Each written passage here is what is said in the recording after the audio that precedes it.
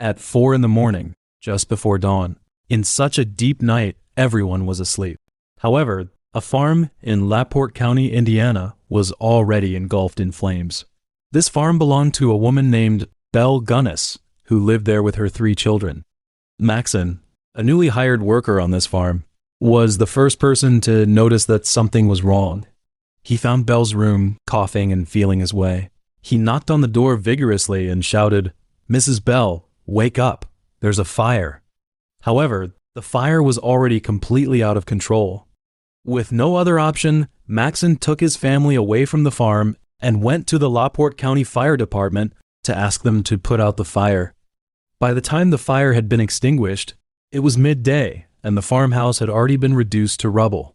Clearly, anyone who had not escaped the farm in advance would have met a fatal end, either burned to death or suffocated by the smoke. That afternoon, the police found 4 remains in the basement of the ruins. A woman with no head and 3 children's remains. Although a headless woman was found, the media chose to remain silent about it. Why? Because if such news were to be made public, it would cause widespread panic, and their stories would struggle to attract attention. So they portrayed Belle as a hero who risked her own life to save the children during the fire.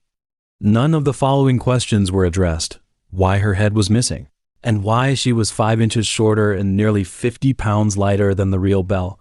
The public remained in the dark, with the police and forensic experts maintaining their silence and offering no reasonable explanations. It was only when a man named Helgelien came forward that a terrifying story was uncovered. Helgelien was an ordinary man whose brother, Andrew, a thrifty bachelor, had disappeared mysteriously 2 months earlier. One day, he happened to go into Andrew's room and found a newspaper and several letters in a box. The newspaper read as follows: "Personal. Comely widow who owns a large farm in one of the finest districts in LaPorte County, Indiana, desires to make acquaintance of a gentleman equally well provided, with view of joining fortunes." From the letters, Helgelien figured out why Andrew had disappeared. It transpired that he had already contacted the widow and become romantically involved with her. In her last letter, she was like, "Borrow as much money as you can and move to LaPorte County secretly." Using the address and name provided in the letters, Helgelien sent a letter back asking, "Where is my brother Andrew? Please reply as soon as possible." Soon he got a reply from Belle. She said that Andrew had gone to Norway and that she regretted not telling him earlier. And if he wanted to find Andrew, she suggested he come to the farm and join her in a big search for Andrew's whereabouts. In May 1908, Helgelien hurried over to LaPorte County. His first port of call was the local police station, where he filed a missing person report on Andrew's behalf. When he heard about the fire that had recently destroyed Belle's farm and that Andrew had been missing since around March, he, sensing that something was amiss, immediately rushed to the farm. By this point, most of the farm's buildings had been reduced to rubble. But there were lots of areas of the farm that looked like swampland and stank. According to insiders, Belle had previously hired workers to dig trenches, but her purpose was unclear. For reasons of his own, Helgelien took a shovel and started digging at one area. At the time, there were loads of people watching, including LaPorte County Sheriff Albert. They saw Helgelien digging up a burlap sack from the area. Inside the sack were 2 human hands, 2 human feet, and Andrew's head. Before long, thousands of people started turning up in LaPorte County to see the victims being dug up from the farm. On the first day, Albert and his colleagues found 5 burlap sacks. On the second day, they found 6 more. Each sack contained severed human torsos, legs and heads, as well as arms cut off below the shoulders. Disturbingly, the flesh of the victims was all jelly-like. Due to the overwhelming number of remains, the police stopped counting, so there is no answer as to how many victims there were. But 2 questions were clear. Who started the fire at the farm? Who killed those people? In reality, just several days after the fire, several witnesses claimed that Ray Lemfer was the arsonist. Ray had once been a worker employed by Belle and also her on-and-off lover. Back in February 1908, Belle gave him the boot for getting into a space he wasn't meant to. Then, a few days later, the police confirmed that Ray had a motive for the crime. They looked at the letters between Ray and Belle and saw that after Ray was fired, he had been harassing her, saying things like, "If you want to talk, it can be interesting." On May 22nd, Ray was arrested by the police on charges of murder and arson. Later, he revealed some information that was hard to believe, but sounded incredibly true. He said that Belle was a ruthless woman. The marriage ads she placed in the newspapers were not for finding a husband, but for luring men with money to the farm, where she would rob and kill them after they came to spend the rest of their lives with her. He also did not believe that Belle was dead. He said that the headless woman wasn't her, but one of her victims, because the fire was her idea, and she would never have been killed in the fire. That day, Belle had found him and said anxiously that the brother of one of the victims had sent her a letter saying he was coming to the farm to look for his missing brother. In order to stop that person from coming to the farm and revealing her hidden secrets, Belle came up with an idea. She would fake her own death, as if she was dead, no one would bother her anymore. In November, because there was not enough evidence for the police to charge Ray with murder, he was convicted of arson only and sentenced to between 2 and 20 years in prison. From what Ray said, Belle seems like the type of woman who would do anything for money. But did Belle really die? What was her background? These questions always lingered in the minds of those who were eager to know the truth. After the investigators put in some serious effort, they finally uncovered Belle's real identity and background. On November 11, 1859, Belle was born in the small town of Kristiania, Norway. In 1881, she immigrated to the United States and went to Chicago to reunite with her sister Nellie. She initially started out working as a domestic servant, but then got a job at a butcher's where she cut up animal carcasses. It's worth mentioning that the victims' remains that were dug up from the farm later on were cut up in a pretty similar way to how animals are dissected. And Belle had a very strong physique. She was at least 5 feet 7 inches tall and weighed between 209 and 249 pounds. Basically, for Belle, there was essentially no difference between dissecting animal carcasses and human corpses. In 1884, Belle married Mads. They ran a candy store together, which was later destroyed by fire. Their home also caught fire, and their 2 infants died inexplicably from enteritis. Notably, 2 fires and the deaths of 2 infants brought a lot of insurance coverage to Belle and Mads.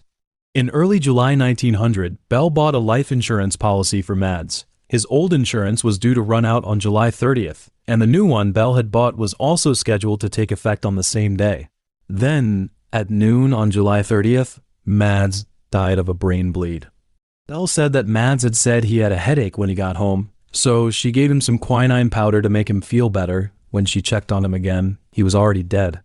But how Mads died, that is a clear answer. With the 2 insurance policies, Belle got a total of $5,000 in compensation. She used the money to move to LaPorte County and buy a farm. Later, on April 1st, 1902, Belle married Peter.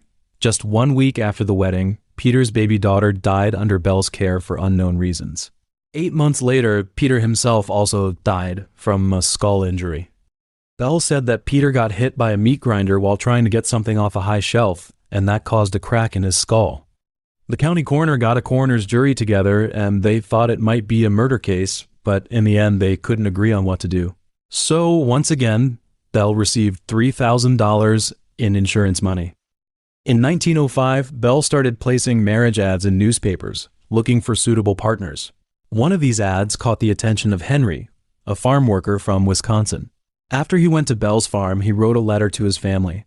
He said he was happy with farm life and that he was well. He also asked them to send him some potatoes. And this letter was the last message his family ever received from him. In 1906, John from Minnesota also got in touch after seeing Belle's advert. After several months of correspondence, John went to LaPorte County. Then he disappeared without a trace. Before her death, Belle had 3 young children, Philip, Myrtle, and Lucy. These were the 3 remains that the police found in the basement. Belle also had an adopted daughter named Jenny, who was only 14 years old. In September 1906, she disappeared. Belle explained that she had sent Jenny to Los Angeles to complete her education, but after the fire, on the first day of the dig, they found 5 remains, and one of them was identified as Jenny's. Clearly, Belle was a pitiful character driven by money. Initially, she used arson to defraud insurance companies, with the fires at her home and the candy store marking the beginning of her insurance fraud. In order to obtain more money, she then murdered the two infants. Mads may have been her accomplice, but as things went down, he became aware of Belle's crimes, like killing two infants. So he planned to inform the authorities about her, but she found him and killed him. Peter's story was similar, but his mysterious death aroused suspicion and made people start to think there might be something wrong with Belle. Because of what happened, Belle ended up with a pretty bad reputation in the local community, and hardly anyone was willing to marry her. Under such circumstances, Belle then used newspaper ads to lure men from all over the country to her farm and murdered them one by one, such as the murdered Henry, John, and Andrew. There are two theories regarding whether the headless woman found after the farm fire was Belle. The first theory asserts that the woman was Belle. They said, at the time, police found a jawbone among the ruins and sent it to Dr. Morton, a dentist in Porte, for examination. The teeth showed clear signs of dental work, which Dr. Morton positively identified as the surgery he had performed on Belle a year earlier. In addition, the rings found on the woman's fingers were confirmed to be Belle's. The second theory is based on Ray's confession, which suggests that Belle did not die but faked her death to escape. According to the forensic experts, the height and weight of the headless woman did not match Belle's actual measurements. Moreover, there were so-called witness reports claiming sightings of Belle in various locations. Even if Belle had died on the farm, there were two questions.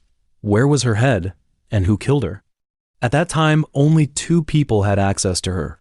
Maxon, the newly hired farm worker, and Ray, the person who set fire to the farm. After Ray was imprisoned for arson, he died of tuberculosis within just a year. The truth of the case seemed to be buried. However, on January 14, 1910, a hidden confession of his was made public. In this confession, he admitted to helping Belle bury one of the victims and to seeing the chloroform Belle used after he had knocked down another victim with an axe. He also revealed what had happened that night. He had used chloroform on Belle's family, and a black woman named Smith had assisted him. It was she who set fire to the farm. This confession made it even more obvious that Ray was working with Belle and that he probably killed her. However, as he's already dead, no one could verify that the confession was real. In 2008, the police tried using DNA testing to confirm who the dead woman was. But because the samples were old and not well preserved, the test results couldn't say for sure if the dead woman was her. So, most people still think that Belle planned the fire and that the headless woman found wasn't hers. She had already taken most of her money and left Porte County.